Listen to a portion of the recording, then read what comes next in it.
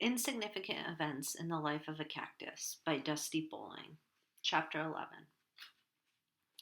The next day after school, Mom was out checking on a beef delivery for the steakhouse, and Dad was dealing with a chicken that had gotten loose from the petting zoo when I heard a knock on the apartment door. I put down my e-reader and got up to see who was there. I had begun reading a new book called Stargirl. I picked it up for two reasons. One, it took place in the Arizona desert, and I was doing everything I could to come to terms with my new living situation. I thought reading an interesting story set here might make me view it differently. And two, it was about a girl who totally doesn't fit in with anybody. She is completely her own unique self and doesn't care what anyone thinks. I wished I could say the same thing. I heard the bark before I even opened the door and knew it was Connor. I asked him how school went as we walked down the stairway together. Okay, he said. A couple of kids barked at me. It's so embarrassing when they do that because I always bark back. I scowled. They wouldn't get away with that if I was around. I wasn't kidding either. This injustice would not stand. This unfairness would not be tolerated. As soon as I learned how to use nunchucks. So, how was your day? Connor asked, interrupting my little daydream. I didn't see you at the library today. I didn't want to tell him that I had eaten lunch in the bathroom stall. It was okay. I didn't go to the library because my mom doesn't want me to skip lunch anymore. It makes me cranky. I gave him a serious look. Low blood sugar. He smiled. It stinks we don't have any classes together. Maybe you can stop by the library after you eat lunch, even if it's only for a few minutes. Sure. Hey, you want to get an ice cream? Before he could answer, I stomped up the steps of the soda shop. I waited for him to open the door for me.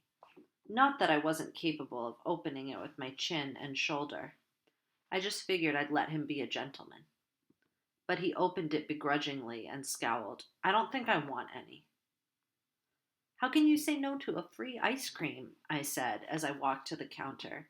Didn't you know I'm a VIP here? I get free ice cream, free coleslaw, free arrests, and all the free gold spray-painted rocks my heart could ever desire. I told Henry I wanted a double scoop of mint chip in a bowl. While he scooped the ice cream, I asked him, Hey, what did you mean about a rodeo? When was the last time Stagecoach Pass even had a rodeo? The arena looked like it hadn't seen a rodeo in about 100 years. I looked at Henry, but he was just standing there, staring at my torso. His mouth hung open. The scooper in his hand dripped ice cream onto the floor. What? I asked him. What on earth happened to your arms? He seemed extremely concerned. Connor and I glanced at each other. You know I don't have any arms, Henry. Well, you used to, he declared. He stared confusedly at the empty space where my arms should hang. Did you lose those in a horse riding accident? What? Yeah, he said a little more clearly. You were in a horse riding accident, weren't you? That must be what happened. No, Henry, I said. That's not what happened. Yeah, like a horse trampled my arms off. I mean, just trampled my arms clean off. Henry's face seemed to clear up a little, and he looked at Connor. What would you like, son?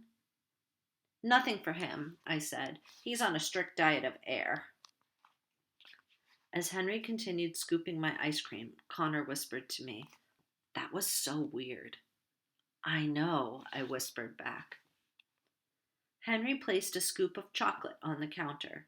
Darn it, I would never get that mint chip. And Connor carried it for me outside. We sat in the rocking chairs on the porch again while I ate my ice cream, holding the spoon with my toes. Connor barked at a couple of visitors passing by. They looked up at him in surprise. Then they saw me and were extra surprised. I hate it when people look at me, he muttered. Me too.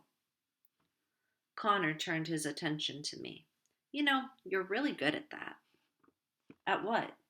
That, he said, eating the ice cream. Wow, how many people do you think get complimented for how good they are at eating ice cream? I guess it's 13 years of practice that makes me such a pro. It's a pretty good skill. Anyone could do it if they had to, I said.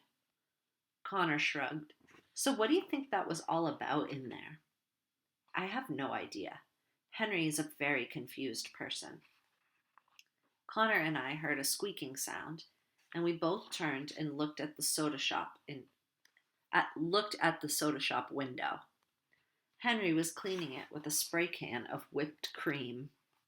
He waved at us through the smear. Connor waved back. What's wrong with him? He asked me. Mom says he has dementia. I guess it makes him confused and forgetful. He's super old, too, obviously. Do you think he knows anything about the Kavanaghs? Connor asked. He's worked here since forever, so if anyone knew anything about them, it would probably be him. He just doesn't seem to understand anything. I watched as Henry scowled at the glass with a "why won't this darn window cleaner work" sort of expression, his arms crossed. I smiled at him and his face brightened. He disappeared, apparently not concerned about the creamy window anymore. Why do you think the Kavanaughs are so secretive? Connor asked. I have no idea. I thought to myself for a moment. Maybe they're criminals hiding from the law. Or maybe they're famous, Connor said. Yeah, maybe they're famous members of a boy band, and they don't want anyone to know that they also dabble in Western-themed amusement parks because it would ruin their cool pop star image. Now, the storytelling gears in my mind were turning. Or maybe they're escaped rodeo clowns, and the rodeo clown mafia is out to get them. Connor chuckled. Why would they be out to get them? Maybe they pulled a prank on the wrong person. Shot someone they shouldn't have in the face with one of those flowers that squirt water. Or hit someone on the head with a squeaky foam hammer, and that person did not find it funny. And now that person is out for revenge. I had to admit the theory was totally believable. Or maybe someone's already gotten their revenge on the Kavanaughs, Connor said. Maybe they're dead. He looked so serious that little goosebumps broke out on my legs. A loud beeping sound startled me. I looked down Main Street and saw a large truck backing up to the steakhouse. Mom walked outside with a clipboard in her hands. I turned to Connor. Have you ever pulled any pranks? I asked him, hoping to lighten the mood. He shrugged. My friends and I toilet papered a teacher's house a couple of years ago. He grimaced. We got in a lot of trouble. What about you? Oh, well, no big deal, but I only pulled just the most awesome prank of all time. What'd you do? Connor asked excitedly. Back in 4th grade, we knew we were going to have a substitute teacher one day because our teacher had to go to a funeral. So my best friend, Emily, took these arms from one of her mom's mannequins. Why'd she have mannequins? She did a lot of sewing and stuff. I think she used them to model her clothes and take pictures or something. Anyway, Emily brought them to school in her backpack, but they were really big, so the hands stuck out up top. Connor laughed. Like zombie arms. Yeah, it was like Night of the Living Dead. So anyway, when we got to our classroom, our covert operation went into effect. Emily and another friend, Matthew, tried to help me secretly stuff the arms up the armholes of my long-sleeved shirt, but the tops of the arms were too big to fit up the sleeves, so we had the brilliant idea to stuff them down into the sleeves through the neck hole. The arms were so much longer than my sleeves that they stuck way out of the bottom, and I totally looked like a mutant with arms hanging down all the way to my knees.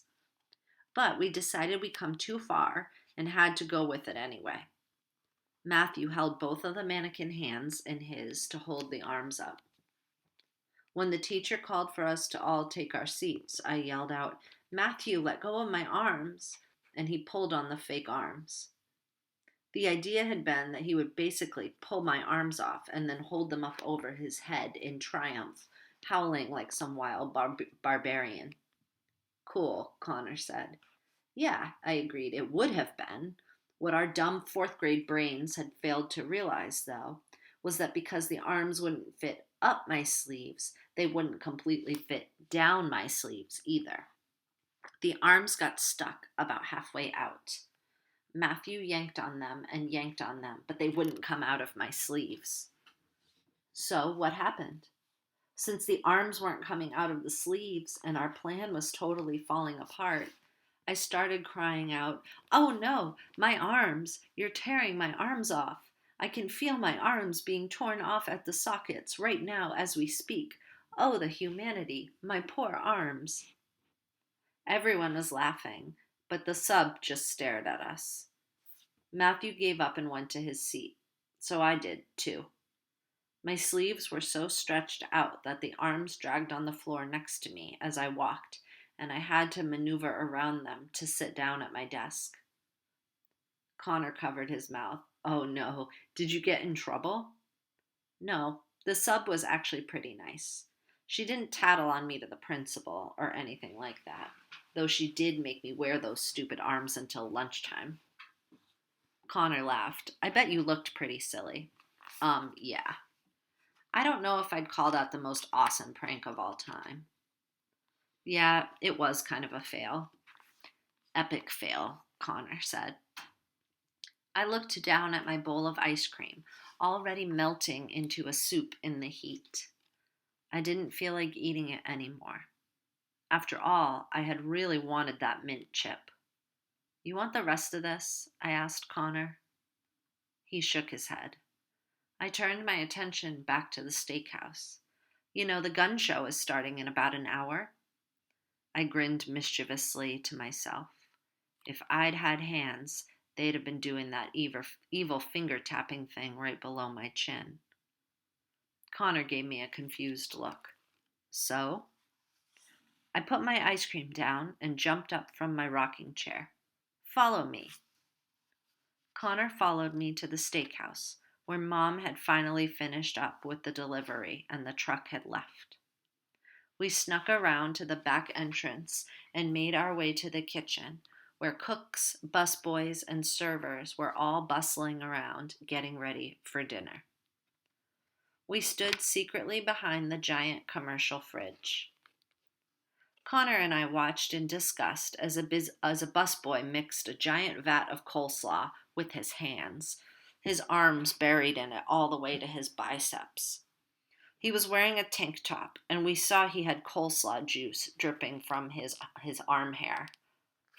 Connor made sort of a laughing, gagging sound beside me, and I said, "Remind me never to eat the coleslaw here again." Connor giggled and barked. He should have little hairnets for his arms. "What y'all doing in here?" we heard from behind us. I whirled around to find Josephine standing behind me, her arms crossed. Josephine had already introduced herself to me on the day we moved to Stagecoach Pass. She had come to Arizona from Texas when she was only a teenager and had been working at the park since forever. She was currently serving, hostessing, and doing all kinds of jobs for the steakhouse. Seemed to me like she ran the place. She was probably 80 years old, but she could still carry one of the giant trays that held a dozen bowls of cowboy beans. I thought quickly. Mom just told me to grab a couple steaks for dinner." Josephine gazed at me with that strange look she had given me the first time I met her. Sometimes, when I was in the steakhouse, I'd catch her staring at me from across the restaurant. I was used to people staring at me, but this was different somehow. Well, she was just here. Josephine scratched at her cropped red hair. Obviously dyed. No 80-year-old had hair that color. Why didn't she just take a couple then? I shrugged. She forgot. All right. Grab them and stay out of the way. Dinner's starting. She plowed through the swinging doors that led to the dining room like she was on a serious mission. Connor opened the giant commercial fridge and grabbed 2 thin cuts of steak. Then we rummaged through counter drawers until we found some kitchen twine and a pair of scissors. We made our way upstairs to the apartment. I was relieved to find it empty. Mom must have gone off to deal with another job or crisis. It seemed the work never ended here. It was sloppy and haphazard, but Connor managed to dig a hole in each of the stakes, tie the twine through them, and then tie them around my t-shirt sleeves, going through the arm and neck holes. I loosely draped a cardigan over my shoulders, and we made our way downstairs and out to the street to watch the gunfight, where a small crowd was already forming. Don't be so nervous, I told Connor as his ticking increased. It's just that there are a lot of people around, he said. Yeah, there were like 4 people standing by us. We had to wait only a minute before the cowboys came out and started yelling at each other. I tapped my foot while they went through their daily spiel. Finally, the moment came when the blue shirt cowboy, who also happened to be a server at the steakhouse, raised his gun and pointed it at the cowhide chap's cowboy, who also worked in the souvenir shop, and shouted, "When I'm done with you, there won't be anything left to snore." I made sure I was standing behind cowhide chap's cowboy. Blue shirt cowboy always missed cowhide chap's cowboy with that first shot, but today he wouldn't miss completely. Tee-hee. At the moment blue shirt cowboy fired, I cried out in fake pain and shrugged the cardigan dramatically off my shoulders. Connor snickered beside me with his hand over his mouth. A couple of kids standing nearby screamed in terror, and their parents looked alarmed for about 1 second, all the time it took to assess the situation. Come on, it was clearly 2 stakes clumsily tied to my shirt and not 2 shot-up arms. The cowboys stopped mid-fight and stared at me, probably not sure what to make of my stake arms, as the little kids cried and clung to their parents' legs, afraid their arms were next. The fight was all messed up now. People started dispersing into the rest of the park. The cowboys glared at me. Connor draped the cardigan back over my shoulders as I smiled sheepishly at them. Sorry, I said. I didn't mean to mess up your show. The next morning, the cowboys went and complained to Dad about my shenanigans. He and Mom and I sat at the little kitchen table over bowls of cereal after they busted me. The goal, Avon, Dad said, is to bring visitors into the park. He gestured dramatically toward himself, not scare them out of the park. He threw his hands back out. I nodded in understanding. Won't happen again. He gave a satisfied nod and pushed his bowl away. He stood up and kissed the top of my head. Have a good day at school, Sheebs. After Dad left, Mom looked at me and pursed her lips. She took a bite of cereal and chewed. It was a pretty good one. Yeah, it was, I said, and we finished breakfast together, communicating only through overly stern looks and repressed giggles.